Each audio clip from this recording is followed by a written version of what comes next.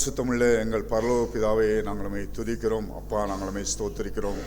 எல்லா கணத்துக்கும் துதிக்கும் மகிமைக்கும் நீர் ஒருவரே பாத்திரா இருக்கிறீரே. உனக்கு கோடி கோடி நாங்கள் நன்றி செலுத்துகிறோம் ஆண்டவரே. தகப்பனே, இந்த கால வேளையிலும் ஆண்டவரே, உங்களுடைய சமூகத்திலே உங்களுடைய சன்னிதானத்திலே ஆண்டவரே நாங்கள் கூடி ஆராதிக்கும்படியாக கர்த்தாவே நீர் கொடுத்த இந்த அருமையான நாட்களுக்காய் ஸ்தோத்திரம். தகப்பனே, நன்றி செலுத்துகிறோம். தகப்பனே இயேசுவே, இந்த ஆராதனையும் உங்களுடைய பொற்பாதத்திலே நாங்கள் ஒப்புக் கொடுக்கிறோம். தேவரீர் வந்த ஆண்டவரை ஆசீர்வதிக்க முடியாது செபிக்கிறோம் கர்த்தா. உங்களுடைய சபையிலே முழுவதுமாய் ஆண்டவரே இறங்கும்படியாக நாங்கள் செபிக்கிறோம் கர்த்தாவே. ஆராதனை தொடக்க முடிவரைக்கும் ஆண்டவரே உங்களுடைய ஆவியினால் நிரப்பி கர்த்தா நீரே உங்களுடைய நாமத்தை மகிமைப்படுத்துங்க. எங்கள் இயேசு நாமத்தில் நாங்கள் செபிக்கிறோம். என்னை தேடி இயேசு வந்தார், எந்தன் வாழ்வை மாற்றி விட்டார். என்னை தேடி இயேசு வந்தார், எந்தன் வாழ்வை மாற்றி விட்டார். அல்லேலூயா நான் பாடுவேன், அல்லேலூயா நான் பாடுவேன். ஆடி பாடி துதித்திடுவேன், நான் ஆடி பாடி துதித்திடுவேன். என்னை தேடி இயேசு வந்தார், எந்தன் வாழ்வை மாற்றி விட்டார். மகனானே நான், மகளானே மகனானே நான், மகளானே. அப்பா பிதாவே என்றழைக்கும் உரிமையை எனக்கு தந்தார். அப்பா பிதாவே என்றழைக்கும் உரிமையை எனக்கு தந்தார். என்னை தேடி இயேசு வந்தார், எந்தன் வாழ்வை மாற்றி வைத்தார். ஆவி தந்தார், தூய ஆவி தந்தார். ஆவி தந்தார், தூய ஆவி தந்தார். வல்லமையும் அன்பும் ஞானமும் கொண்ட பரிசுத்த ஆவி தந்தார். வல்லமையும் அன்பும் ஞானமும் கொண்ட பரிசுத்த ஆவி தந்தார். என்னை தேடி இயேசு வந்தார், எந்தன் வாழ்வை மாற்றி வைத்தார். சுகமானே நான், சுகமானே சுகமானே நான், சுகமானே.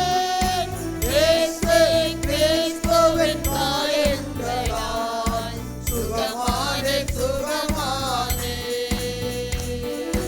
இயேசு கிறிஸ்துவின் காயங்களால் சுகமானே, சுகமானே.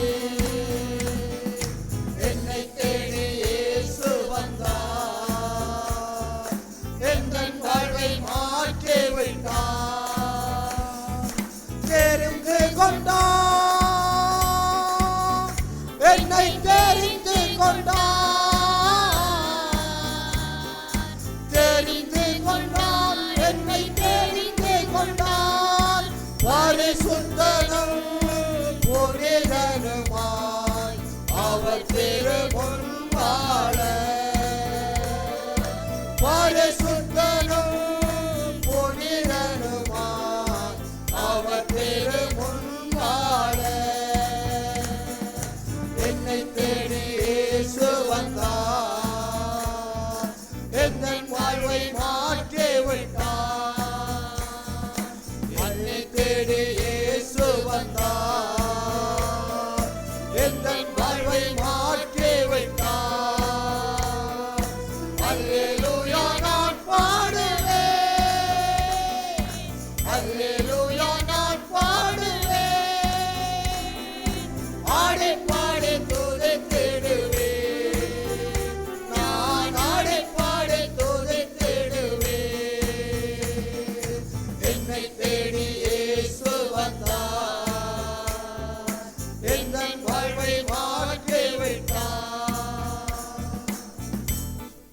கர்த்தருடைய நாமம் மகிமைப்படுவதாக.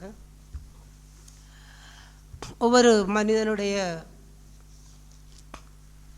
வாழ்க்கையிலும் அவனுக்குள்ளாக 3 காரியங்கள்,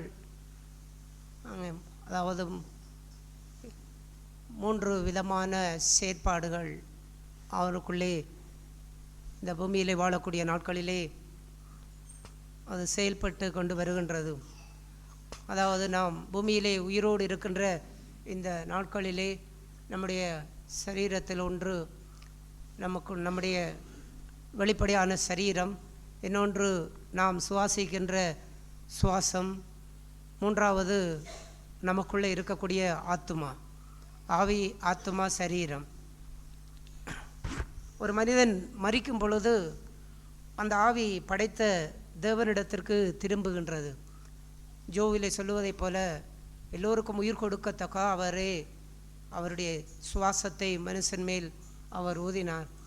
அந்த சுவாசம் அவன் மரிக்கும் பொழுது அது தேவனிடத்திற்கு அது போய்விடும்.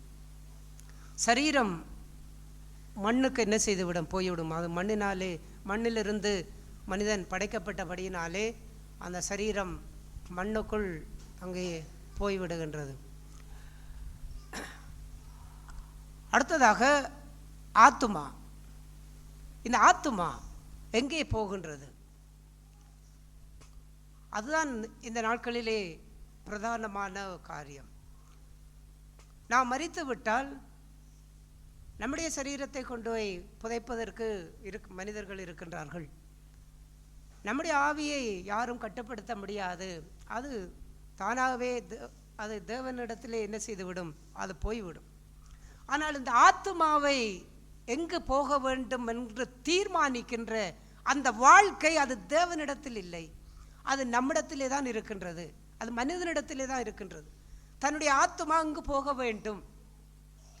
ஆகையால் மரித்த பிற்பாடு ஆத்துமா அது எங்கு போக வேண்டும் என்று மரித்த பிற்பாடு பூமியிலே உயிரோடு இருக்கிறவர்கள் அந்த ஆத்துமாக்களுக்காக அவர்கள் கடவுளிடத்திலே மன்றாடுவதோ, அவரிடத்திலே வேண்டுதல் செய்வதோ, அவளுக்காக அங்கே பரிந்து பேசுவதோ, இதுவெல்லாம் ஒருபோதும் ஒரு மனிதனுடைய ஆத்துமாவுக்கு ஈடாக மாற முடியாது. ஆகையால் அப்படிப்பட்ட அந்த ஆத்துமா அது பாவத்திலே வாழ்ந்து ஆத்துமாங்கிறது நமக்குள்ளே ஒரு காரியத்தை நடப்பிக்கும்படிக்கு செயல்படுத்தக்கூடிய காரியம். நாம் இதை செய்ய வேண்டும், நம்முடைய வாழ்க்கை எப்படிப்பட்டதாக அமைந்து எப்படிப்பட்டதாக நடத்தப்பட வேண்டும் என்கின்ற அந்த தீர்மானங்களை, அந்த வாழ்க்கைகளை எடுத்து செயல்படக்கூடிய ஒரு காரியம்தான் இந்த ஆத்துமா. அப்படிப்பட்ட ஆத்துமா இந்த உலகத்திலே ஒன்று பாவத்தை செய்யும்படிக்கு அது செயல்பட முடியும். இல்லாவிட்டால் தாவீது சொல்லுவதைப் போல ஆத்துமா ஜீவனுள்ள தேவன் மேலே தாகமாய் இருக்கின்றது, அவரை தேடும்படிக்கே இந்த ஆத்துமா தாகமாய் இருக்கின்றது. 2 காரியங்களை செய்ய முடியும்.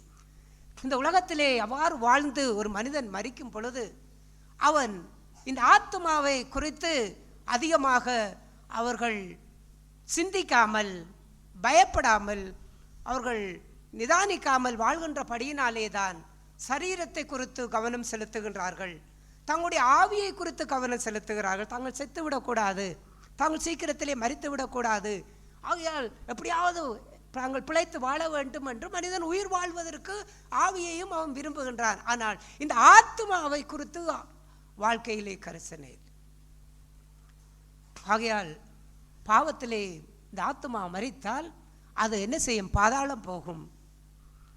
அது தேவனை தேடி தேவனுக்குள்ளாக இந்த ஆத்துமா மரித்தால் அது பரதேசிக்கு போகும், அதாவது இளைப்பாறுகின்ற ஸ்தலத்துக்கு போகும், நியாய தீர்ப்பு நாள் வரைக்கும்.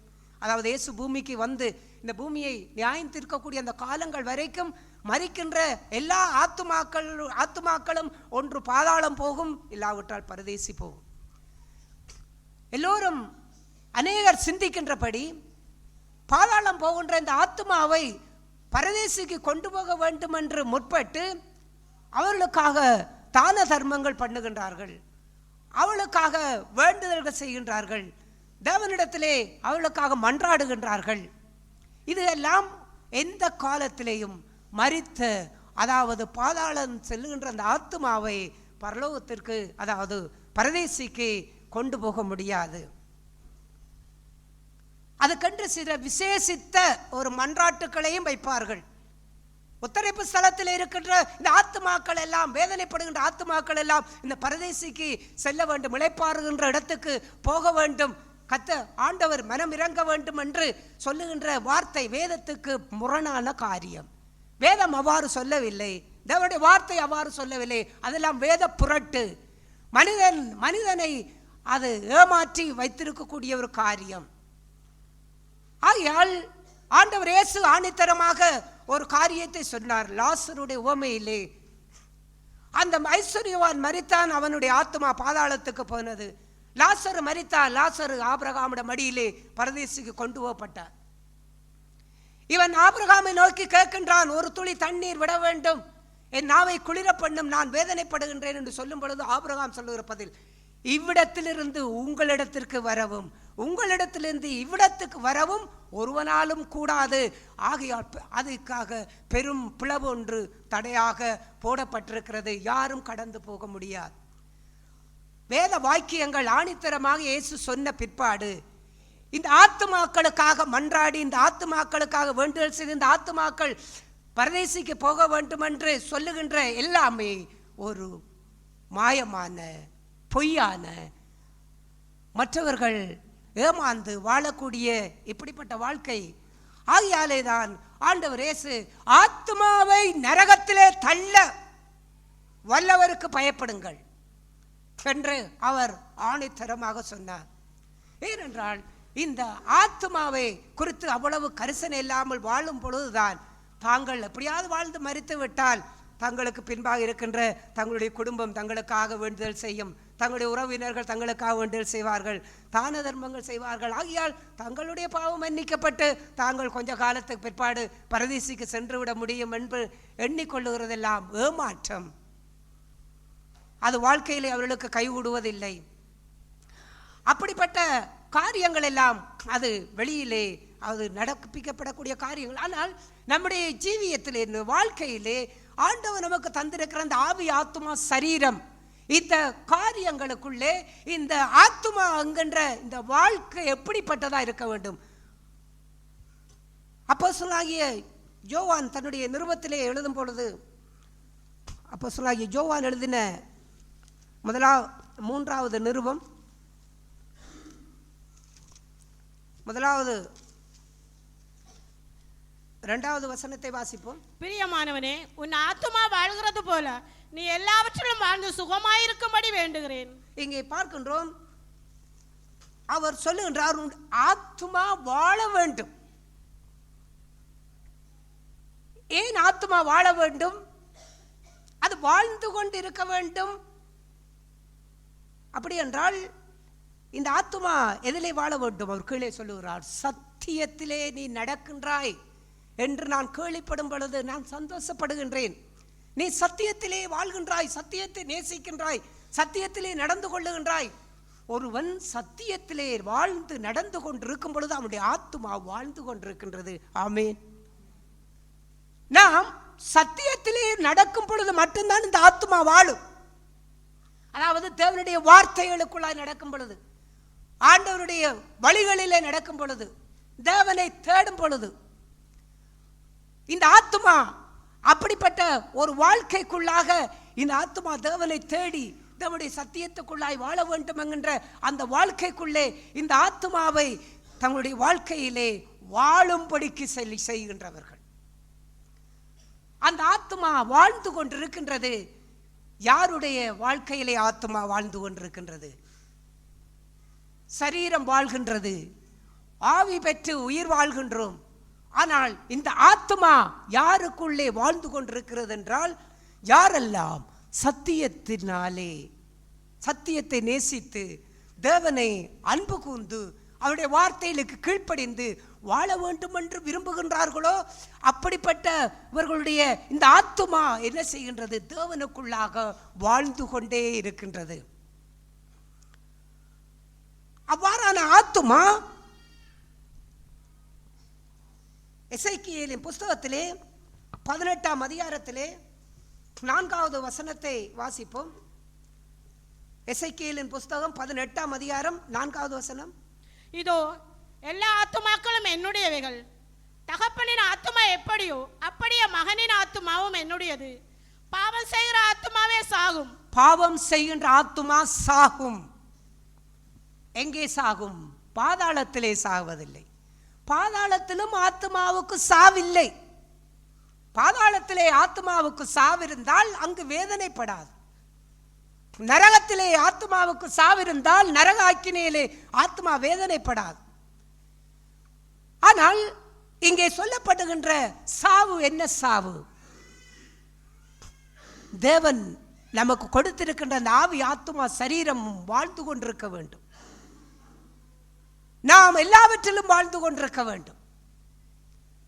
ஆகையால் இந்த ஆத்துமா நமக்குள்ளே வாழ்ந்து கொண்டே இருக்க வேண்டுமாக இருந்தால் இந்த ஆத்துமா பாவம் செய்வதற்கு இந்த ஆத்துமாவுக்கு இடம் கொடுக்க கூடாது. பாவத்தை இந்த ஆத்துமாவுக்குள்ளே கொண்டு வரக்கூடாது. பாவத்துக்கு நாம் இடம் கொடுத்து நம்மை அதுக்குள்ளே ஈடுபடுத்தும் பொழுது இந்த ஆத்துமா என்ன செய்கிறது என்றால் வாழ வேண்டிய ஆத்துமா சாகின்றது. எங்கே சாகின்றது? தேவனை தேடுகின்ற உணர்விலும் தேவனை தேடுகின்ற வாஞ்சையிலும் அவரை அன்பு கூர்ந்து வாழுகின்ற வாழ்க்கையிலும் இந்த ஆத்துமா என்ன செய்கின்றது? அங்கே சாகின்றது. வெளியிலே யார் வெளியிலே நிற்கின்ற சகோதர சகோதரிகள், குழந்தை சின்ன பிள்ளைகளை வைத்திருக்கிறவர்களா? சிறு பிள்ளைகளை வைத்திருக்காத யாரும் வெளியிலே நிற்க வேண்டாம். தயவு செய்து உள்ளே வந்து நீங்கள் உட்காருங்கள். இல்லாவிட்டால் அதிலே கதிரையை போட்டு உட்காருங்கள். தயவு செய்து நீங்கள் எழுந்து ஆராதனை நேரங்களிலே அவ்வாறெல்லாம் தயவு செய்து நடந்து நீங்கள் தெரியாதீர்கள். ஆகையால் இந்த ஆத்மா வாழ வேண்டும். அப்படிப்பட்ட ஒரு வாழ்வை இந்த ஆத்மாவிலே நாங்கள் பெற்றுக்கொள்ள வேண்டும் என்கின்ற அந்த வாழ்க்கையைத்தான் இந்த நாட்களிலே தேவன் நம் ஒவ்வொருவருடைய வாழ்க்கையிலும் எதிர்பார்க்கின்றார். இந்த ஆத்மா செத்து விட்டால் இந்த ஆத்மாவிலே தேவனுக்குரிய காரியங்கள் இருக்காது. உன்னுடைய ஆத்மா எடுத்துக்கொள்ளப்பட்டால் மதிகேடனே. ஆத்மாவை எது எல்லாம் ஆட்கொள்ள விரும்புகின்றது? இந்த ஆத்மாவை பொருளாசை ஆட்கொள்ள விரும்புகின்றது. இந்த ஆத்மாவை பண ஆசை ஆட்கொள்ள விரும்புகின்றது. இந்த ஆத்மாவை உலக ஆசைகள் ஆட்கொள்ள விரும்புகின்றது. இந்த ஆத்மாவை பாவத்துக்குரிய காரியங்கள் இந்த ஆத்மாவை ஆட்கொள்ள விரும்புகின்றது. இது எல்லாம் இந்த ஆத்மாவை இது எல்லாம் தேடுகின்ற வாழ்க்கைக்குள்ளே இந்த ஆத்மாவை அதுக்குள்ளே ஒப்பு கொடுத்து அந்த ஆத்மாவை இழந்து விடுகின்ற, அதாவது ஆத்மா செத்து விடுகின்ற அந்த வாழ்க்கையிலே அப்படிப்பட்ட மனுஷன் தேவனுடைய சமூகத்திலே அவன் ஜீவன் உள்ளவனாய் வாழ முடியாது. அவனுக்குள்ளே நித்திய ஜீவனை பெற்றுக்கொள்ளக்கூடிய வாழ்க்கை அவனுக்குள் இருக்காது. ஆகையாலே தான் ஆத்மாவை ஆண்டவர் அதிகமாக வலியுறுத்தி பேசினார். இந்த ஆத்மாவை நாங்கள் எந்த அளவுக்கு எங்களுடைய வாழ்க்கையிலே நாங்கள் பாதுகாத்து கொள்ள வேண்டும். ஜோபு அவர் தன்னுடைய ஜோபினுடைய புஸ்தகத்திலே நாம் பார்க்கின்றோம். ஜோபின் புஸ்தகம் 27ஆம் அதிகாரம் 8வது வசனத்தை வாசிப்போம். மாயக்காரன் பொருளை தேடி வைத்திருந்தாலும் தேவன் அவன் ஆத்துமாவை எடுத்துக்கொள்ளும் போது அவன் நம்பிக்கை என்ன? இங்கே பார்க்கின்றோம், மாயக்காரன் பொருளாசையை தேடி, இந்த உலகாசையை தேடி, அதாவது மாய்மாலக்காரன், மாயக்காரன் என்றால் மாய்மாலக்காரன், அவன் தேவனை நேசிக்கிறவனாக மற்றவர்களுக்கு காண்பித்து கொண்டு, தேவனை தேடுகிறவனாக மற்றவர்களுக்கு காண்பித்து கொண்டு, ஆனால் அவனுடைய ஆத்மாவிலேயோ பொருளாசைகளையும் பணாசைகளையும் உலகத்துக்குரிய இச்சைகளையும் பாவத்துக்குரிய காரியங்களையும் மாம்சத்துக்குரிய அசுத்தங்களையும் அருவருப்புகளையும் இந்த ஆத்மாவிலே வைத்துக்கொண்டு அவன் வாழ்வானாக இருந்தால், அப்படிப்பட்ட அந்த வாழ்க்கையை குறித்துத்தான் அங்கே சொல்லப்படும் பொழுது அவர் இவ்வாறு சொல்லுகின்றார். அவ்வாறான மனுஷன் அங்கே என்ன செய்கின்றான்? அவனுடைய ஆத்மா எடுத்துக்கொள்ளப்படும் பொழுது அவனுக்கு என்ன நம்பிக்கை இருக்கின்றது? இன்றைக்கு இந்த நேரத்திலே எங்களுடைய ஆத்மாவை குறித்து கேள்வி கேட்கக்கூடிய காரியம் அதுதான். நம்முடைய ஆத்மா இந்த நாளிலே எடுத்துக்கொள்ளப்பட்டால் எங்களுக்கு என்ன நம்பிக்கை இருக்கின்றது? அநேகருடைய ஆத்மாவிலே அநேகருக்கு நம்பிக்கை இல்லை. அநேகர் தாங்கள் மரித்தால் எங்கே போவோம் என்று கேட்டால் அது அவர்களுக்கு குழப்பம். இல்லாவிட்டால் நாங்கள் மரித்தால் நரகத்துக்குத்தான் போவோம் என்று அவ்வாறு முடிவு சொல்லுவார்கள். ஆனால் தன்னுடைய ஆத்மாவை கெடுத்து கொண்டு வாழுகின்ற ஒரு மனுஷனுக்கு என்ன நம்பிக்கை இருக்கிறது? தேவனிடத்திலே அவனுக்கு நம்பிக்கை இல்லை. தேவனை குறித்த காரியத்திலே அவனுக்கு நம்பிக்கை இல்லை.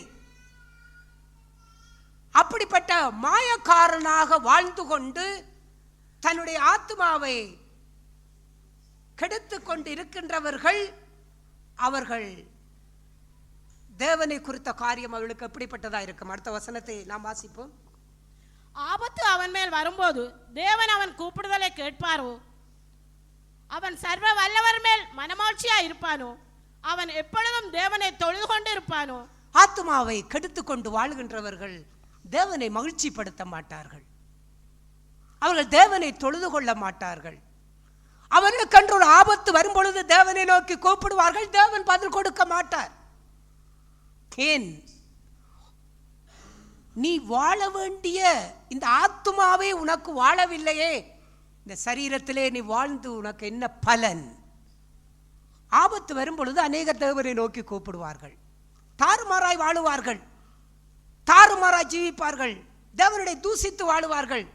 பின்மாற்றம் போய் இல்லாவிட்டால் சபையிலே கூட இருந்து கொண்டு மாயக்காரரை போன்று மாய்மாலம் பண்ணிக்கொண்டு வாழ்க்கையை எப்படியெல்லாம் கொண்டு வாழுவார்கள். ஆத்மாவை கெடுத்து அவர்களுக்கு ஒரு பிரச்சனை வரும் பொழுது, அவளுக்கு ஒன்று ஆபத்து வரும் பொழுது, அவளுக்கு ஒன்று நெருக்கம் வரும் பொழுது கர்த்தர் நோக்கி கூப்பிடுவார்கள்.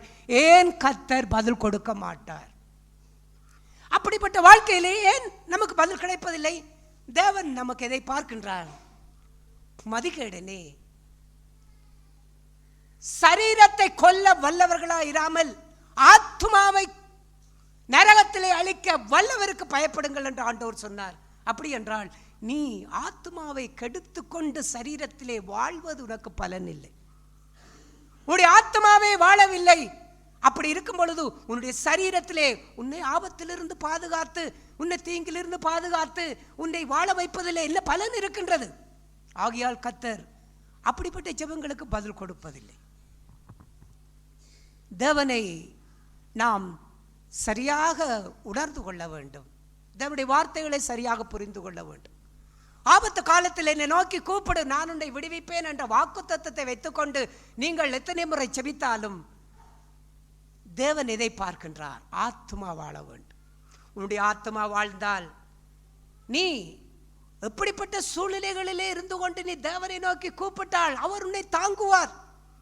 உன்னை வலக்கரத்தால் தாங்குவார். உன் பாதம் கல்லில் இடராதபடி உன்னை தாங்குவார். போக்கிலும் மரத்திலும் கர்த்தர் உன்னோடு கூட இருப்பார், உனக்கு துணையா இருப்பார். நீ கூப்பிடுவதற்கு முன்னமே உன்னுடைய ஆபத்தில் இருந்து அவர் உன்னை தப்பு வைப்பார். நீ ஒருவரை கூப்பிட்டாலும் உனக்கு கர்த்தர் சமீபமாய் வந்து பதில் கொடுப்பார். ஏன் கர்த்தர் பதில் கொடுப்பதில்லை? வாழ வேண்டிய ஆத்துமா உனக்குள்ளே வாழவில்லை. ஆத்துமாவே கெட்டு போய்விட்டது. இந்த சரீரத்தை வைத்து உனக்கு என்ன பலன் இருக்கின்றது? இந்த சரீரத்திலே வாழ்ந்து உனக்கு என்ன பலன் இருக்கின்றது?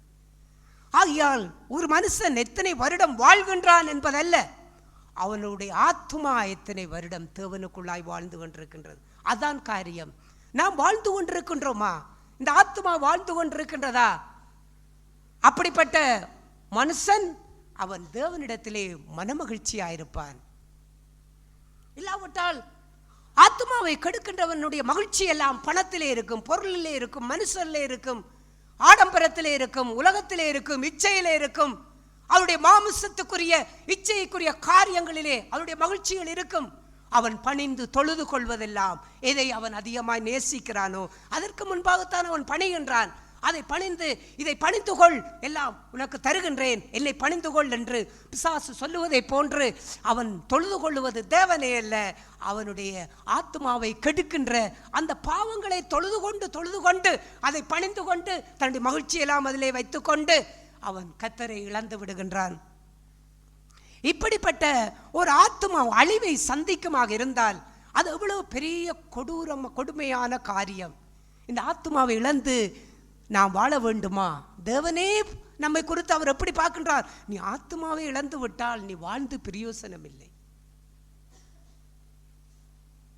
ஆகையாலே ஆபத்து காலத்திலே தேவன் அவனுக்கு செவி கொடுக்க மாட்டார். அப்படிப்பட்ட அந்த வாழ்க்கையை குறித்து அவர் யோபு தொடர்ந்து அவர் சொல்லுகின்றார்.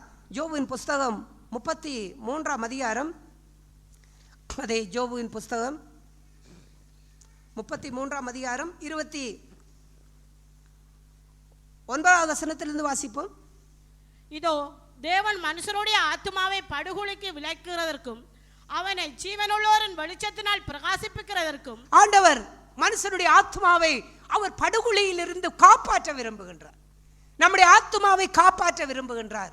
ஏனென்றால் அநேக சூழ்நிலைகளில் நம்முடைய ஆத்மா படுகொலைக்குள்ளே போகின்ற ஆபத்துக்கள் நமக்கு இருக்கின்றது. இந்த ஆத்மாவை கெடுக்கும்படிக்கு எத்தனையோ பாவ காரியங்கள் நம்முடைய வாழ்க்கையை மேலோங்க ஆரம்பிக்கின்றது. இந்த ஆத்மா அந்த பாவத்தினாலே அது கெட்டு போய் மரித்து போகின்ற அந்த வாழ்க்கைக்குள்ளே போகின்ற அநேக படுகொலிகள் வாழ்க்கையிலே வருகின்றது. அவ்வாறு வரும் பொழுது தேவன் என்ன செய்கின்றார்? மனுஷனுடைய ஆத்துமாக்களை கர்த்தர் பாதுகாக்க விரும்புகின்றார், காப்பாற்ற விரும்புகின்றார். எந்த மனுஷனுடைய ஆத்மாவும் அழிந்து போவது தேவனுக்கு சித்தம் அல்ல. இந்த உலகத்திலே நாசியிலே சுவாசம் உள்ள எல்லா மனுஷனுடைய ஆத்துமாக்களையும் அவர் நேசிக்கின்றார். எல்லா ஆத்துமாக்களும் கர்த்தருடையது. ஆகையால் தன்னுடைய அந்த ஆத்துமாவை கெட்டு போவதற்கு தேவன் ஒருபோதும் அனுமதிக்க மாட்டார், விரும்ப மாட்டார். ஆகையாலே தான் மனுஷனுடைய இந்த ஆத்துமாக்களை படுகொலியிலிருந்து அவர் காப்பாற்ற விரும்புகின்றார். அவர்களை காப்பாற்றி ஜீவன் உள்ளவருடைய தேசத்திலே அவர்கள் வாழ வேண்டும், ஜீவனுள்ள ஜனங்களாய் வாழ வேண்டும். பிரியமானவனே, உன் ஆத்மா வாழ்வது போல் நீ ஜீவனுள்ளவனாய் வாழ வேண்டும். ஆண்டவருடைய ஜீவனை பெற்று வாழ வேண்டும், அவருடைய சாயலிலே வாழ வேண்டும், அவருடைய திவ்ய சுபாவங்களுக்குள்ளே வாழ வேண்டும், பரலோக ராஜ்யத்துக்குரிய புத்திரனாக வாழ வேண்டும், புத்திரியாக வாழ வேண்டும், தேவனுடைய பிள்ளையாய் வாழ வேண்டும். அப்படிப்பட்ட அந்த வாழ்க்கை ஜீவன் உள்ளோ தேசத்திலே நீ ஜீவன் பெற்று அவளோடு சேர்ந்து வாழ வேண்டும். எப்பொழுது வாழ முடியும்? உன்னுடைய ஆத்துமா படுகொலிக்குள்ளே போய்விடக்கூடாது, உன்னுடைய ஆத்துமா பாவத்துக்குள்ளே போய்விடக்கூடாது, போனால் செத்து விடும். அடுத்த வசனத்தை நாம் வாசிப்போம். 30வது வசனம். அவர் இவைகளையெல்லாம் அவனிடத்தில் பலமுறை நடப்பிக்கிறார்.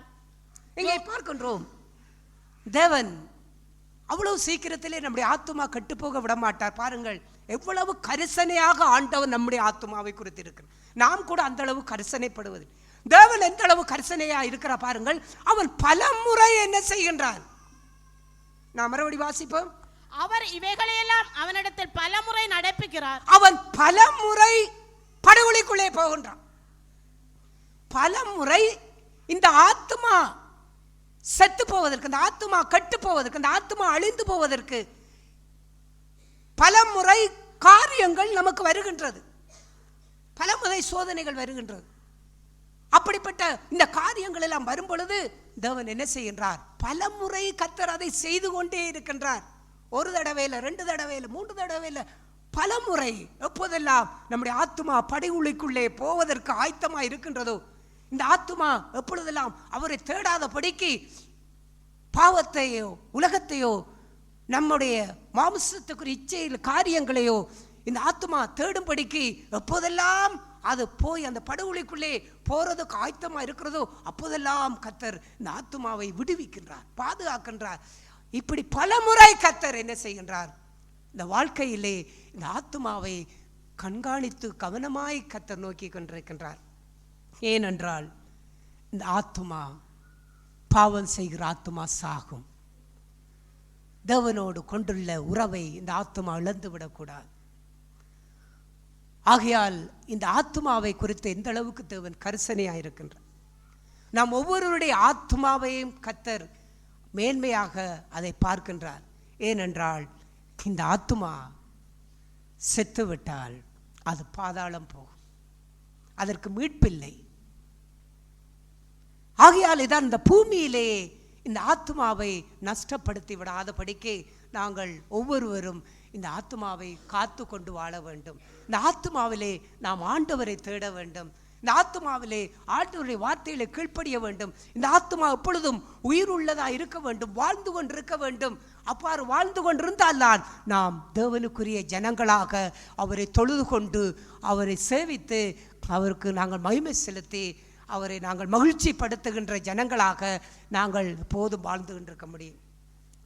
ஆண்டவராய் இயேசு கிறிஸ்து அவர் தன்னுடைய ஆத்துமாவை எவ்வாறு அவர் தேவனுக்குள்ளாக அவர் ஒப்பு கொடுத்தார். மத்தேயு எழுதின சுவிசேஷத்திலே நாம் பார்க்கின்றோம். 26ஆம் அதிகாரம், மத்தேயு எழுதின சுவிசேஷம் 26ஆம் அதிகாரம் 38வது வசனத்தை வாசிப்போம். அப்பொழுது அவர், என் ஆத்துமா மரணத்துக்கு ஏதுவான துக்கம் கொண்டு இருக்கிறது, நீங்கள் இங்கே தங்கி என்னோட கூட விழித்திருங்கள் என்று சொல்லி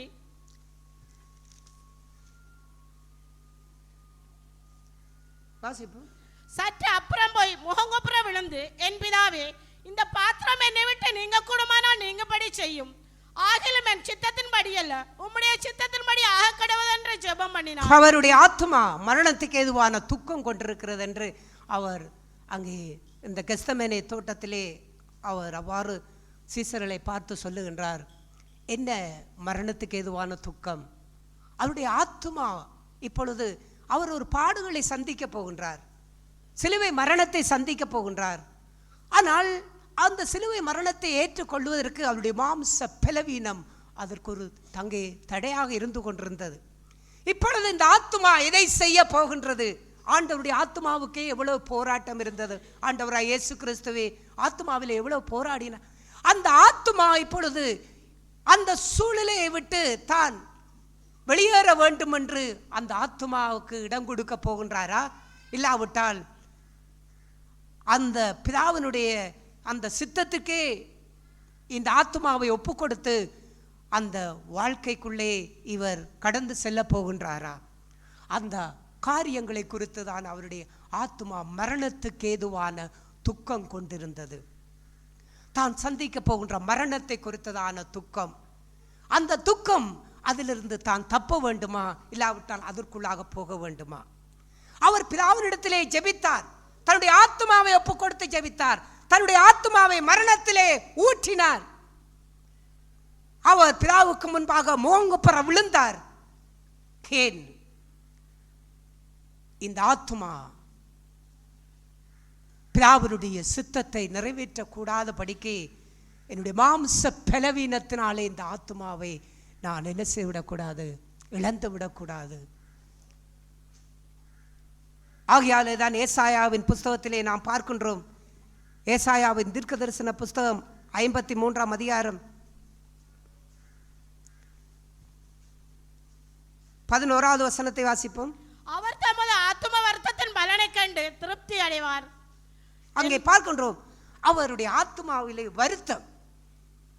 என்ன வருத்தம்? தான் இந்த வேளை பிதாவினுடைய இந்த மரணத்துக்கு ஏதுவான சிலுவை மரணத்தை தன்னுடைய வாழ்க்கையிலே அதை நிறைவேற்ற வேண்டும். அதற்கு தடையாக தன்னுடைய மாம்ச பலவீனம் அதற்கு தடையாக இருக்கின்றதே என்று அவருடைய ஆத்மாவிலே வருத்தம் இருந்தது. தாம் தேவ சித்தத்தை செய்ய வேண்டும், தேவனுடைய வார்த்தைகளை கீழ்ப்படிய வேண்டும் என்று அவருடைய ஆத்மாவிலே ஒரு வருத்தம். எத்தனை சகோதரர்களுடைய வாழ்க்கையிலே நம்முடைய ஆத்மாவிலே வருத்தம் இருக்கின்றது.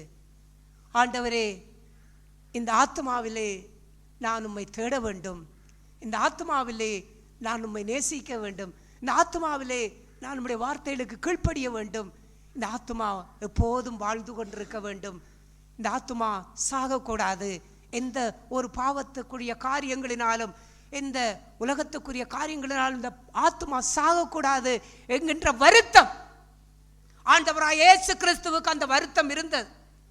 ஆகையாலே தான் அவருடைய அந்த ஆத்தும வருத்தத்தை அவர் என்ன செய்தார் என்று பார்க்கின்றோம். கண்டு திருப்தி ஆவார். அதை அவர் கண்டு திருப்தி அடைந்தார். என்ன திருப்தி அடைந்தார்? இந்த ஆத்துமாவை தான் மரணத்திலே ஊற்றினார். அடுத்த வசனத்தை வாசிப்போம். அவர் தம்முடைய ஆத்துமாவை மரணத்தில் ஊற்றி, இங்கே பார்க்கின்றோம், அவர் இவ்வாறெல்லாம் தன்னுடைய ஆத்துமா வருத்தத்தை கண்டு தன்னுடைய ஆத்துமா தேவனுக்குள்ளே அவருடைய சுத்தத்தை செய்ய வேண்டும் என்கின்ற அந்த வருத்தத்தை கண்டு அவர் என்ன செய்தார்? அவருடைய ஆத்துமாவை அந்த மரணத்திலே ஊற்றினார். தன்னுடைய ஆத்துமாவை தேவனுடைய சித்தத்துக்குள்ளாக ஊற்றி விட்டார். அதற்குள்ளாக ஒப்பு கொடுத்து விட்டார். பிதாவே, இந்த வேளைக்காகவே நான் வந்தேன். இது என்னை விட்டு நீங்க கூடாததாகில் உம்முடைய சித்தத்தின்படி கடவது. பிதாவுடைய சித்தம் இதுதான் என்பதை அவர் கண்ட பிற்பாடு தன்னுடைய ஆத்மாவை, எந்த மரணத்தை அவருடைய மாம்ச பலவீனம் விரும்பவில்லையோ அந்த மரணத்திலே தன்னுடைய ஆத்மாவை ஊற்றி அவர் தன்னுடைய ஆத்தும வருத்தத்தினுடைய அந்த பலனால் அநேகரை அவர் தமக்கு ஆதாயமாக்கி கொண்டார். அல்லேலூயா. அநேக பலவான்களை தமக்கு கொள்ளையாக்கி கொண்டார். இந்த ஆத்துமா வாழும் பொழுது அப்படிப்பட்ட சகோதர சகோதரிகளால் அநேகர் ஆசீர்வதிக்கப்பட முடியும். ஆமென். நம்முடைய ஆத்துமா வாழ்ந்தால் நம்முடைய குடும்பம் ஆசீர்வதிக்கப்பட முடியும். நம்முடைய ஆத்துமா வாழ்ந்தால் சபை ஆசீர்வதிக்கப்பட முடியும். நம்முடைய ஆத்துமா வாழ்ந்தால் நாம் ஆசீர்வதிக்கப்பட முடியும். செத்து போகக்கூடாது. ஆத்துமா செத்து போகக்கூடாது. அப்படி என்றால் சாவை நாம் எந்த அளவுக்கு தூரமாக வைக்கின்றோம், மரணம் நம்மை நெருங்காதபடிக்கு எந்த அளவுக்கு கவனமாக இருக்கின்றோம், நாம் மரித்து போய்விடக் கூடாது என்பதிலே எவ்வளவுக்கு அக்கறையாக இருக்கின்றோம். ஒரு வியாதி வந்தால் அது சீக்கிரத்திலே குணமாகிவிட வேண்டும் என்று நாம் எவ்வளவு கவனமாக இருக்கின்றோம். அதை விட மேலாக இந்த ஆத்துமா கெட்டு போய்விட, செத்து போய்விடக்கூடாது. ஆண்டவர் இதை கவனமாக நான் பாதுகாத்து கொள்ள வேண்டும். என்னுடைய ஆத்துமா போதும் என்னுடைய சமூகத்திலே வாழ வேண்டும், வாழ்ந்து கொண்டிருக்க வேண்டும். எத்தனை சகோதர சகோதரிகளுடைய ஆத்துமா வாழ்ந்து கொண்டிருக்கு. நாம் வாழ்ந்து கொண்டிருக்கின்றோமா? அது வாழ வேண்டுமாக இருந்தால் ஆண்டவரை போன்று அந்த ஆத்தும வருத்தங்கள் நமக்கு ஏற்படும் பொழுது அந்த வருத்தங்களை எல்லாம் அது மரணத்திலே ஊற்றினதை போன்று இதையெல்லாம் நம்முடைய ஆத்துமாவை கெடுக்கின்ற காரியங்கள் வருகின்றதோ அந்த காரியங்களில் எல்லாம் எங்களுடைய ஆத்மாவை மரணத்திலே ஊற்றி நாங்கள் பிதாவை நாங்கள் சேவிக்கின்ற ஜனங்களாக, அவரை அன்பு கூர்ந்து வாழுகின்ற ஜனங்களாக உங்களுடைய வாழ்க்கை ஆசீர்வதிக்கப்பட வேண்டும். அந்த ஆசீர்வாதம் நாம் எல்லோருக்கும் வேண்டும். நாம் மரித்தால் நமக்கு என்ன நம்பிக்கை இருக்கின்றது? யோவிலே கேட்டதை போல என்ன நம்பிக்கை இருக்கின்றது? நான் எங்கே போவேன்? நான் எங்கே வாழுவேன்?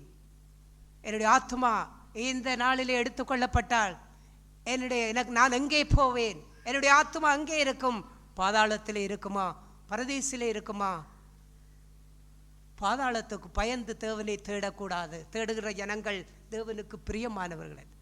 நரகத்துக்கு பயந்து தேவனை தேடக்கூடாது. அது நிச்சயமாக நரகத்துக்கு கொண்டு போகும்.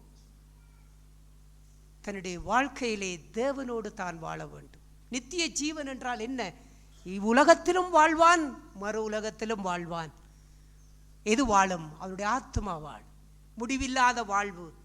நித்திய ஜீவன் என்பது முடிவில்லாத வாழ்வு. இங்கும் அவனுடைய ஆத்மா வாழுகின்றது, அங்கும் அவனுடைய ஆத்மா வாழுகின்றது, பரலோகத்திலும் அவருடைய ஆத்மா வாழ்கின்றது. அதுதான் நித்திய ஜீவன். அந்த ஜீவனைத்தான் ஆண்டவராய் இயேசு அவர் தம்முடைய மாம்சத்தையும் அவருடைய இரத்தத்தையும் புசித்து பானம் பண்ணுகிறவர்களுக்கு நித்திய ஜீவன் உண்டென்றார். ஏன்? அவர் தன்னுடைய ஆத்மாவை மரணத்திலே ஊற்றினார். எதை அவருடைய மாம்சம் விரும்பவில்லையோ அந்த காரியத்திலே தன்னுடைய ஆத்மாவை மரணத்திலே ஊற்றி பிதாவுடைய சித்தத்தை தன்னுடைய ஆத்மாவிலே நிறைவேற்றினார். நம்முடைய ஆத்மாவை குறித்து கவனமாக இருக்க வேண்டும். பிள்ளைகளுடைய ஆத்மாவை குறித்து கவனமாக இருக்க வேண்டும். பிள்ளைகளுடைய ஆத்மா ரட்சிக்கப்பட வேண்டும். பிள்ளையுடைய ஆத்மாவுக்கு ரட்சிப்பு கிடைக்க வேண்டும். அதற்காக சிறு பிராயத்திலிருந்தே அந்த பிள்ளையுடைய ஆத்மாக்களுக்காக ஜெபியுங்கள். அவருடைய ரட்சிப்புக்குரிய காரியங்களுக்காக ஜெபியுங்கள். ஏனென்றால் அவருடைய ஆத்மா ஏற்ற காலங்களிலே அது ரட்சிக்கப்பட வேண்டும். இன்றைக்கு இங்கே உட்கார்ந்திருக்கிற ஒவ்வொரு சகோதர சகோதரிகளும் ஆத்மாவை நஷ்டப்படுத்தி விடாதீர்கள், ஆத்மாவை சேதப்படுத்தி விடாதீர்கள், ஆத்மாவுக்கு நோயை கொண்டு வராதீர்கள். உங்களுடைய ஆத்மா நோய்வாய்ப்பட ஆரம்பித்தால் நாளடைவிலே அந்த ஆத்மா மரித்துவிடும். பாவம் செய்கிற ஆத்மா சாகும். ஆகையால் குழியில் விழுகின்ற சந்தர்ப்பம் வருகின்றதை பார்க்கும் பொழுதே கர்த்தர் உங்களை தூக்குவார், கர்த்தர் உங்களை தப்புவிப்பார், கர்த்தர் உங்களை தாங்குவார். பல முறை கர்த்தர் அதை செய்து கொண்டே இருப்பார். அவர் நம்முடைய ஆத்மாவை அருமையாக நேசித்தபடியினாலே கர்த்தர் அதை செய்கின்றார். இப்படிப்பட்ட நல்ல பாதுகாப்பை தருகின்ற இந்த பரலோக தகப்பன் நம்முடைய ஆத்மாவை எவ்வளவு நேசிக்கின்றார், எவ்வளவு அன்பு செய்கின்றார். நாம் கூட நம்முடைய ஆத்மாவை அந்த அளவு நேசிப்பதில்லை. தேவன் எவ்வளவு அக்கறையாக இருக்கின்றார். இந்த ஆத்மா எங்கே போய்விடக்கூடாது, அது தான் விரும்பாத இடத்துக்கு போய்விடக்கூடாது, கவனமாக இருக்கின்றார். நாம் மற்ற அஞ்ஞானிகளை போன்று இல்லாவிட்டால் மற்ற ஜனங்களை போன்று நம்பிக்கையற்றவளாய் வாழ்வதில்லை. நீங்கள் எங்கே போவீர்கள் மரித்தால் என்றால் நம்பிக்கை இல்லாதவளாய் இருப்பதில்லை. நான் தேவனிடத்திலே வாழுவேன். ஏனென்றால் என் ஆத்துமா இப்போதும் தேவனிடத்திலே வாழ்ந்து கொண்டிருக்கின்றது. நான் இந்த சரீரத்திலே மரித்தாலும் நான் தேவனோடு வாழுவேன், தேவனோடு என்றென்றைக்கும் இருப்பேன். அதுதான் இன்றைக்கு நமக்கு இருக்கிற நம்பிக்கை. ஆகையால் நாம் அந்த நம்பிக்கையை நிச்சயத்தை உடையவளாக ஆண்டவர் தந்திருக்கின்ற இந்த அருமையான ஆத்துமாவை நாங்கள் இழந்து விடாதபடிக்கு இந்த ஆத்துமாவிலே கர்த்தரை தேடி கர்த்தருக்கு உகந்த ஜனங்களாக வாழ்ந்து என்றென்றைக்கும் இந்த ஆத்துமா கர்த்தரோடு வாழ்கின்ற அந்த வாழ்க்கையிலே இந்த ஆத்துமாவை வாழ வைப்போம். அதை சேதப்படுத்தும்படிக்கு எந்த பாவத்துக்கோ பொருளாசைக்கோ உலகாசைக்கோ இடம் கொடுத்து விடாதபடிக்கு நாம் கவனமாக இருந்து இந்த வாழ்வை நாம் முடித்தாலும் கர்த்தரோடு என்றென்றைக்கும் வாழ்கின்ற அந்த வாழ்வு இந்த ஆத்துமா தேவனிடத்திலே போய் சேர முடியும். அப்படிப்பட்ட நம்பிக்கையுடைய ஜனங்களாக நம்முடைய ஆத்துமாவிலே நாம் வாழுவோம். கர்த்தர் நம்மை பாதுகாத்து நம்முடைய ஆத்துமாவை அவர் பாதுகாத்து வழி நடத்துவாராக. ஆமென். கர்த்தருடைய பரிசுத்த நாமம் மகிமைப்படுவதாக. தேவன் எவ்வளவாய் என்னுடைய ஆத்மாவை குறித்தான கரிசனையுடையவராக இருக்கிறாங்கிறான அவரோட அன்பு இன்று நாட்கள் நோக்கி பார்க்கும்போது அது சொல்ல முடியாத ஒன்றாக இருக்கு. படித்த பாடலை போன்று கர்த்தர் நல்ல என்பதை ருசித்து பாருங்கள்.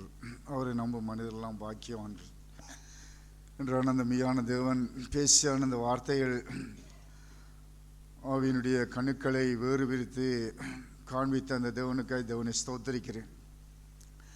இங்கே பவுலப்போஸ்தலன் சொல்லும்போது அங்கே 1 கொரிந்தியர் 5ஆம் அதிகாரம் 9ஆம் வசனத்தில் சொல்லும்போது 8ஆம் வசனத்தில் சொல்லும்போது நாம் தைரியமாக இருந்த இந்த தேகத்தை விட்டு குடிபோகும் கர்த்தரிடத்தில் குடியிருக்கவும் அதிகமாக நாங்கள் விரும்புகிறோம்.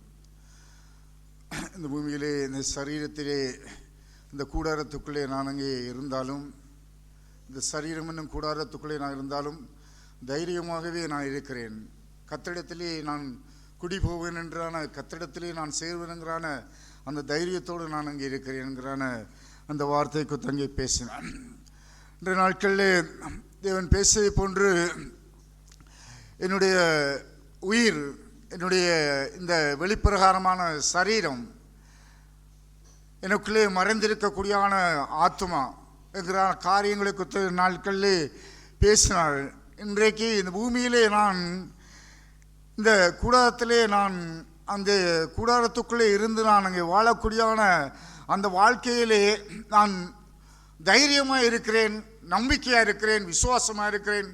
ஏனென்று சொன்னால் கர்த்தரிடத்திலேயே குடி போவேன், கர்த்தருடைய சமூகத்திலே என் ஆத்துமா போகுமென்கிறான அந்த நம்பிக்கை, அந்த தைரியம் என்னுடைய ஆவியிலே இன்றைக்கு எப்பொழுதும் அது கலக்கம் இல்லாமல் அங்கே இருக்க வேண்டும் என்கிற காரியங்களைத்தான் தேவன் இன்னும் நாட்களிலே தேவன் பேசினான்.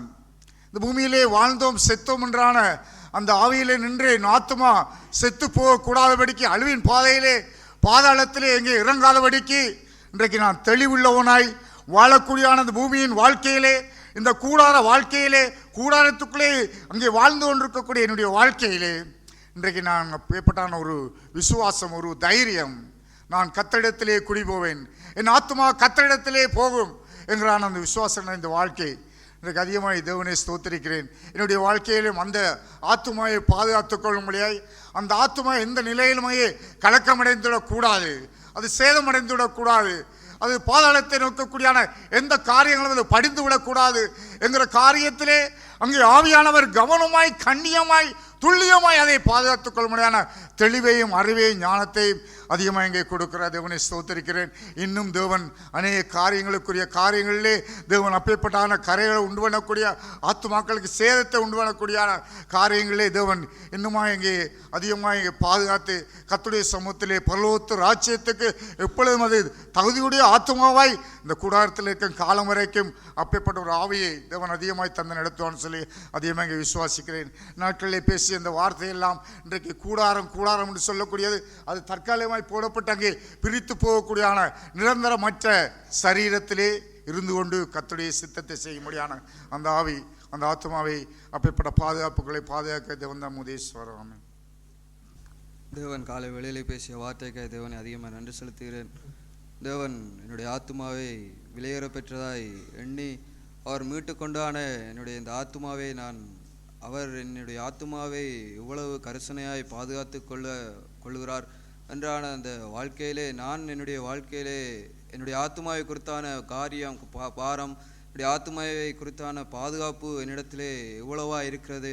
இன்றைக்கு தேவன் எனக்கு தந்தான அந்த சுயாதீனத்தை நான் என்னுடைய ஆத்துமாவை பாதுகாக்கத்தக்கதுக்கு ஏதுவாக நான் இன்றைக்கு அந்த சுயாதீனத்தை பயன்படுத்தி கொண்டு வாழுகிறான ஒரு மனுஷனாய் நிற்கிறேனா என்றான காரியங்களை குறித்து தேவன் காலை வேளையிலே என்னோடு இடைப்பட்டு பேசினார். இன்றைக்கு இந்த பூமியிலே என்னுடைய போராட்டம் எல்லாம் இன்றைக்கு என்னுடைய மாம்சத்தை குறித்தான காரியங்களுக்காகவே நான் இன்றைக்கு போராடுகிறான ஒரு மனுஷனாக நிற்பனாக இருந்தால் நிச்சயமாக என்னுடைய மரணத்துக்கு பின்பாகவோ அல்லது தேவனுடைய வருகையிலோ என்னுடைய ஆத்துமா அது இன்றைக்கு வேதனைப்படக்கூடியான ஒரு நிலைக்குள்ளாகத்தான் காணப்பட முடியும் என்றான காரியங்களை தேவன் காலை வேளையிலே என்னோடு இடைப்பட்டு பேசினார்.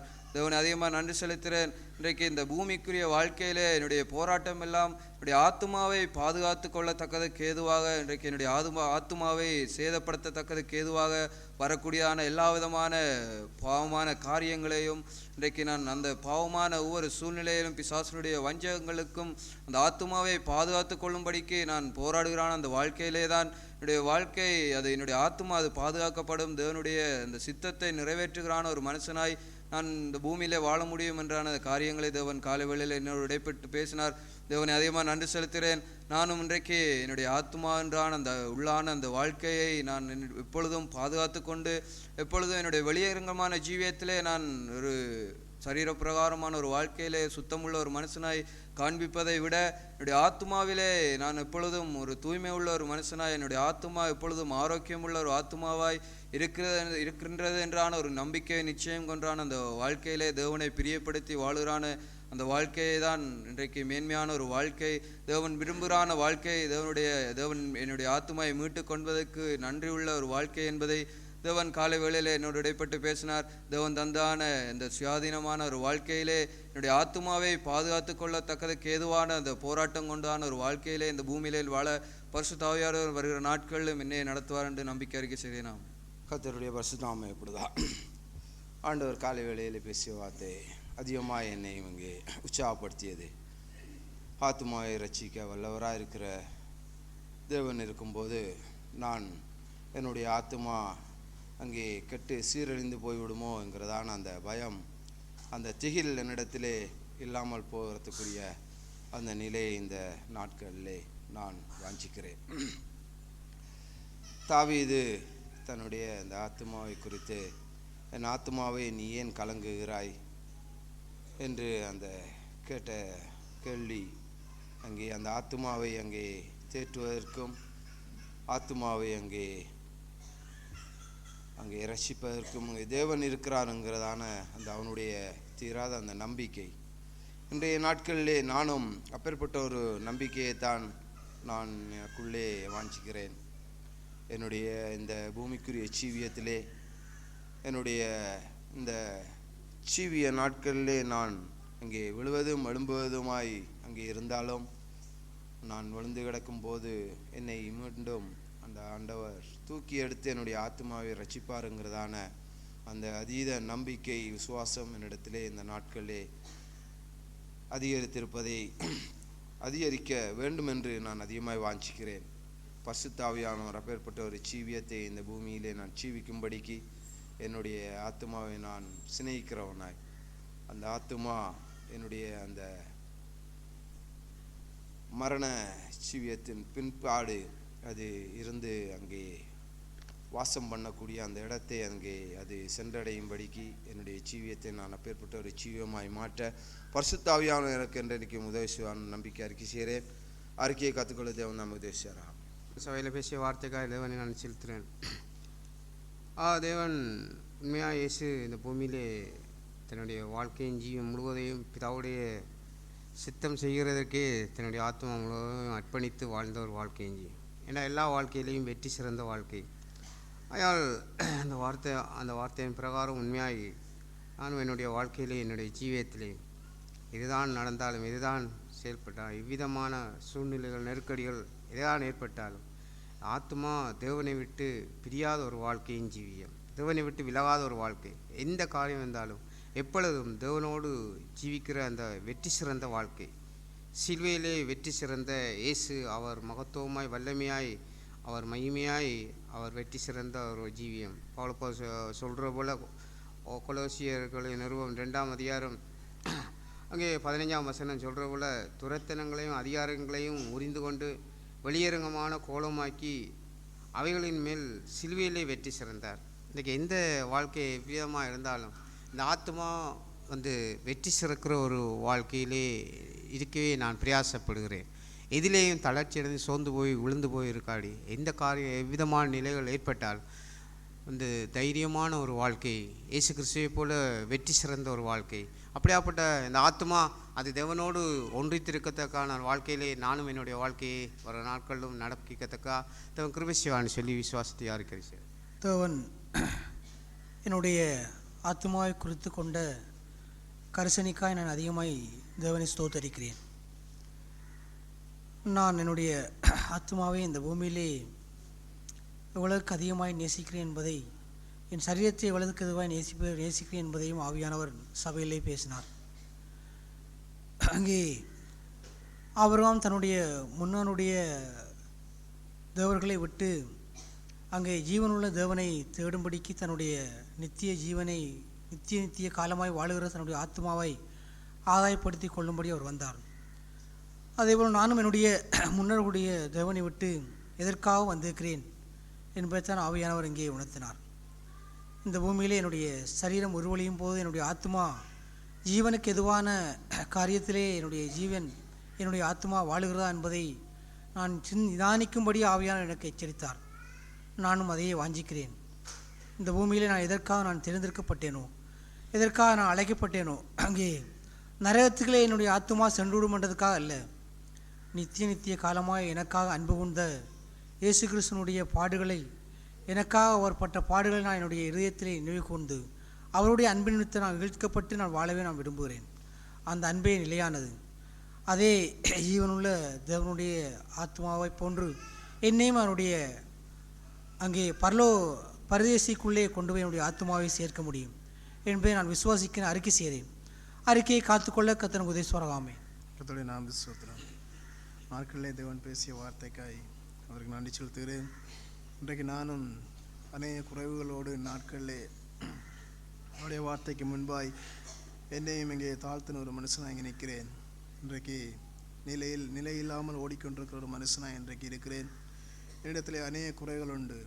இன்றைக்கு இந்த பூமியிலே நான் எல்லாவற்றையும் நான் அங்கே அனுபவிக்க முடியும். ஆனாலும் என்னுடைய ஆத்மா ரட்சிப்பு இழந்து விட்டால் இங்கே அதில் எந்த பிரயோஜனமும் இல்லை. இன்றைக்கு என்னுடைய ஆத்மாவை நான் சீர்தூக்கி பார்க்கும்போது அநேக குறைகளை இன்றைக்கு நான் காண்கிறேன். இன்றைக்கு என் ஆத்மா விசுவாசம் இழந்திருப்பதையும் என் ஆத்மா சுதந்திருப்பதையும் நாட்களிலே தேவன் சபையிலே இங்கே கடிந்து கொண்டு பேசினார். என்னையும் இங்கே எச்சரித்தார். இன்றைக்கு என்னுடைய ஆத்மாவை குறித்து இன்றைக்கு என்னுடைய விசுவாசம் என்ன, ஆத்மாவை குறித்து என்னுடைய நம்பிக்கை என்ன என்பதை நான் சிந்திக்கும்படியாய் தேவன் என்னை இங்கே பலப்படுத்தினார், திடப்படுத்தினார். இன்றைக்கு என்னுடைய வாழ்க்கையிலும் என்னுடைய ஆத்மாவை குறித்து நான் ஒரு தீர்மானத்தோடு, ஒரு நம்பிக்கையோடு, விசுவாசத்தோடு ஓடக்கூடியான அந்த நிச்சயமுள்ள ஒரு வாழ்க்கை ஓட்டத்தோடு நான் ஓட வாஞ்சிக்கிறேன். என்னுடைய ஆத்மா நிச்சயம் தேவ சமூகத்திலே பரலோகத்திலே அங்கே செல்லுங்கிற விசுவாசத்தை இனிவர் நாட்களிலும் இங்கே கட்டி அந்த விசுவாசத்தோடு நான் இனிவர் நாட்கள் ஓடக்கூடிய அப்பேற்பட்ட ஒரு ஆவியை தேவன் தருவான் விசுவாசத்தை அறிக்கை செய்யணும். சோத்திரம். தேவன் இந்த நாளிலே தந்த அருமையான வார்த்தைக்காக தேவனுக்கு நான் நன்றி செலுத்துகிறேன். என்னுடைய ஜீவியத்திலே தேவன் எனக்கு ஒவ்வொரு சந்தர்ப்பத்திலும் உணர்வடையக்கூடிய அந்த ஆவியை அந்த வார்த்தை மூலமோ என்னது யாராவது மூலமோ எனக்கு ஒரு உணர்வடைய அந்த ஜீவியத்தை எனக்கு அடிக்கடி தந்திருக்கிறார். நான் அதை கவனத்திலே கொள்ளுவதில்லை. கூடுதலாக நான் பயந்து எதையுமே செய்வதே இல்லை. தேவனுடைய வார்த்தையை கேட்டும் அதை பயப்படுவதும் இல்லை, இறங்கவும் இல்லை. இன்றைக்கு இந்த தேவன் தந்த வார்த்தையில் நான் அதிகமாக பயந்திருந்தேன். என்னுடைய ஜீவியத்தில் நான் என்னுடைய ஆத்மா நான் மரித்தால் எங்கே போகும் என்பதை குறித்தான அந்த கேள்வி, அந்த பூமியிலே நான் என்னத்தை சாதித்தனோ என்னத்தை செய்தனோ, என்னுடைய ஆத்மா அது பரதேசிக்கு போகுமா பாதாளத்துக்கு போகுமா என்பதை என்ன நியாயந்திக்கூடியான அந்த ஜீவியம் தேவன் இந்த வார்த்தையை கொண்டு என்னை உணர்வடை செய்த தேவனுக்கு நன்றி செலுத்துகிறேன். நானும் அதிகமாய் தேவனுடைய ஜீவியத்திலே என்னுடைய ஆத்மா எங்கே போக வேண்டும் என்பதை நியாயந்தித்து வாழவை வாஞ்சிக்கிறேன். தேவன் தாமே எனக்கு உதவி செய்வாராகாமே. ஸ்தோத்திரம். தேவன் காலைகளிலே பேசுகான வார்த்தைக்காக நான் தேவனுக்கு நான் நன்றி செலுத்துகிறேன். என்னுடைய ஆத்மாவை குறித்து நான் எவ்வளவுத்துக்கு பிரியாசப்படுகிறேன் என்ற காரியம் இயேசு கிறிஸ்து புரியுது போல, இப்பொழுது என் ஆத்துமா கலங்குகிறது, நான் என்ன சொல்லுவேன்? பிதாவை, இந்த வேளையிலிருந்து என்னை ரட்சியும் என்று சொல்வேனோ? ஆகிலும் இதற்காகவே இந்த வேளைக்குள் வந்தேன் என்றான அந்த வசனத்தை போல தேவன் இந்த பூமியிலே என்னை எதற்காக ரட்சித்தார், எதற்காக தெரிந்து கொண்டார், அந்த வேளையிலே நான் எடுத்தான அந்த தீர்மானங்கள் எல்லாம் இந்த நாட்களிலே எவ்வாறு செயற்படுகிறேன் குறித்தான் காலைகளிலே தேவனோடு பேசினார். நானும் பயந்திருக்கே வாஞ்சிக்கிறேன். தேவன் என்னை நான் பிரியப்படுத்துகிறேனா, தேவனை பிரியப்படுத்துகிறேனா என்பதுதான் நான் இந்த நாட்களிலே நான் யோசித்தான செயற்பாடுகள். என்னுடைய ஆத்துமாவை குறித்து நான் மிகவும் கவனமாய் தேவனிடத்திலே நான் எந்தெந்த பாதையிலே செல்லுகிறேனோ அந்தந்த பாதையிலே பிரயாசப்படைய வாஞ்சிக்கிறேன்.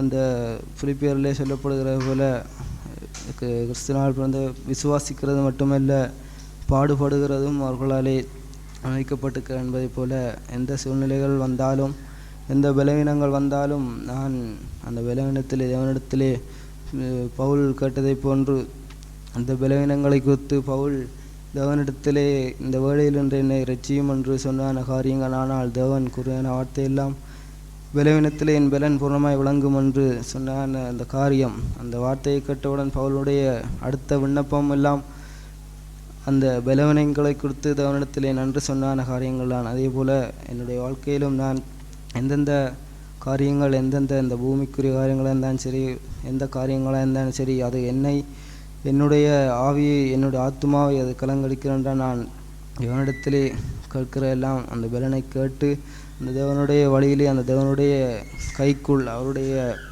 கைக்குள் அடங்கியிருக்கவே வாஞ்சிக்கிறேன். இன்றைய நாட்களிலே நான் தேவனிடத்திலே கேட்கக்கூடியான அந்த ஆசீர்வாதமெல்லாம்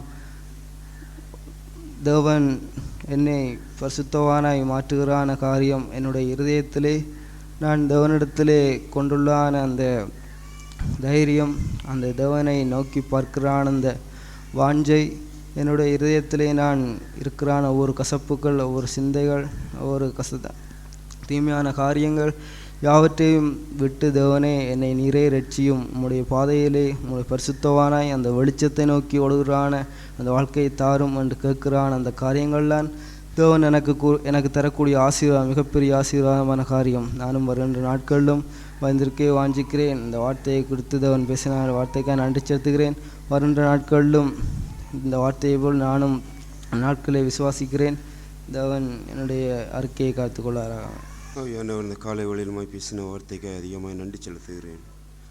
ஆவி, ஆத்மா, சரீரம் மூன்றையும் குறித்து பேசும்போதும் என்னுடைய வாழ்க்கை முழுவதும் என்னை நானே நிதானித்து பார்க்கும்போது என்னுடைய சரீரம் நல்ல புஸ்தியாகவும் சந்தோஷமாகவும் இந்த மாம்சத்துக்குரிய காரியங்களை செயல்படுகிற காரியங்களாகவும் இன்னும் ஆவியானது தேவன் ஆவியானவர் அவர் என்னை எடுத்துக்கொள்ளப்படும் போது போகிற காரியம் ஆத்மா எப்போதுமே முடிவில்லாத வாழ்வை தேடி நிலைத்திருக்கக்கூடிய ஜீவியத்தை குறித்து ஆவியானவர் என்னை அதிகமாக வெளிப்படுத்தினார்.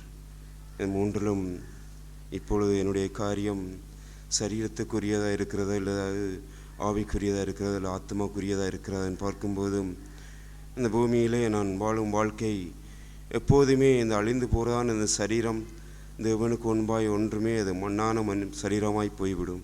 என்னுடைய ஆத்மா தேவனுக்கு முன்பாய் எப்போதும் நிலைத்திருக்கக்கூடிய காரியம்.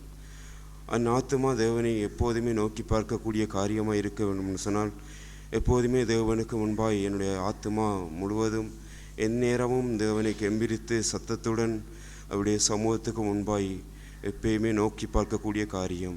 அந்த நோக்கத்தையும் அந்த எண்ணத்தையுமே தேவன் என்னை அதிகமாக வெளிப்படுத்தினார். எப்போதுமே நான் அழிய போகிறான் அந்த சரீரத்திற்கு அல்ல, எப்போதுமே நித்திய ஜீவனை பெற்று தேவனுடைய சமூகத்துக்கு முன்பாய் அவரோடு ஒன்றித்து வாழக்கூடிய அந்த ஆத்மா விலையேற பெற்றது என்பதை இந்த வழியிலுமாய் நான் கண்டுகொண்டேன்.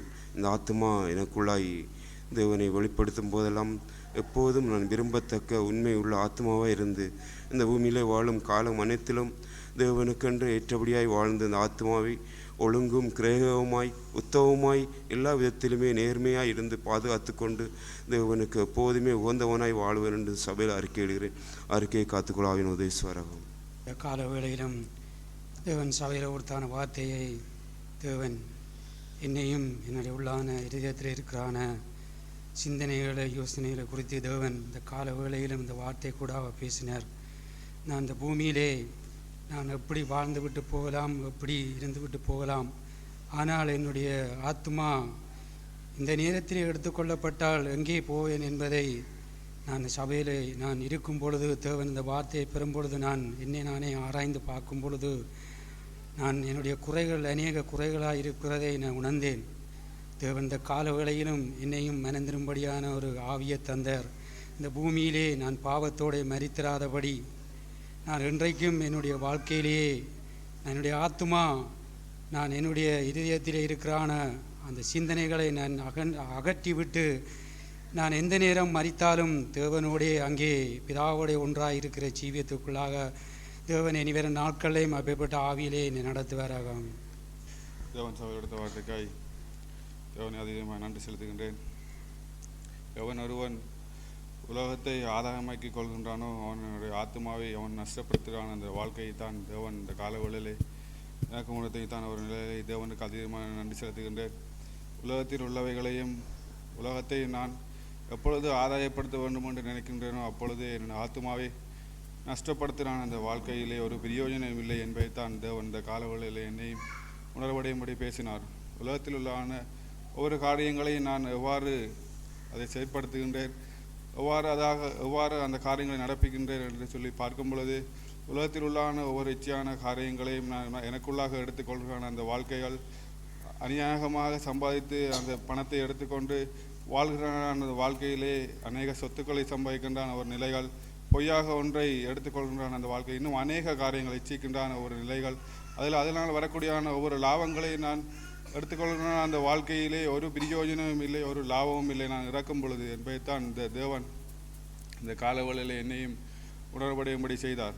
உலகம் முழுவதையும் ஆதாயமாக்கி கொண்டு தன் ஆத்மாவை நஷ்டப்படுத்தினால் அதனால் அவனுக்கு என்ன லாபம் என்று சொல்லி கேட்கும் பொழுது என்னுடைய ஆத்மா இறக்கும் பொழுது நான் மறிக்கும் பொழுது என்னுடைய ஆத்மா எங்கு செல்லக்கூடியான வாழ்க்கை, இது குறுகிய காலத்தில் வாழ்கிற அந்த வாழ்க்கையிலே ஒரு பிரயோஜனம் இல்லாத அந்த வாழ்க்கை, ஆனால் இறந்த பிற்பாடு நித்தமாக வாழ்ந்த வாழ்கின்றான் அந்த ஆத்மா வாழ்கின்ற அந்த வாழ்க்கையிலே என்ன பிரயோஜனம் என்று தான் தேவன் இந்த காலங்களில் என்னை உணர்வு செய்தார். என்னுடைய அன்றாட வாழ்க்கையிலே நான் பயணிக்கின்றான ஒரு நிலைகளிலே வசிக்கின்றான அந்த நாட்களிலே என்னிடத்தில் உள்ளான ஆவிகளிலே எழும்புகின்றான ஒவ்வொரு வாழ்க்கை நடைமுறைகளில் நான் எவ்வாறான வாழ்க்கை வாழ வேண்டும் என்று சொல்லி வருகான நாட்களிலே பரிசுத்த ஆவியானவர் என்னோட கூட இருந்து நான் உலகத்தில் உள்ள நேசிக்கின்றான் அந்த வாழ்க்கையிலே ஒவ்வொரு காரியங்களுக்கும் உணர்வுள்ள அந்த ஆவியை அந்த நித்தம் நான் நடக்கின்றான் அந்த வாழ்க்கையிலே என்னை நானே சோதித்து நிதானமாய் நடக்கக்கூடிய அந்த வாழ்க்கையிலே பரிசுத்த ஆவியானவர் வருகான நாட்களை என்னை நடத்துவார் என்று விசுவாசிக்கின்றேன்.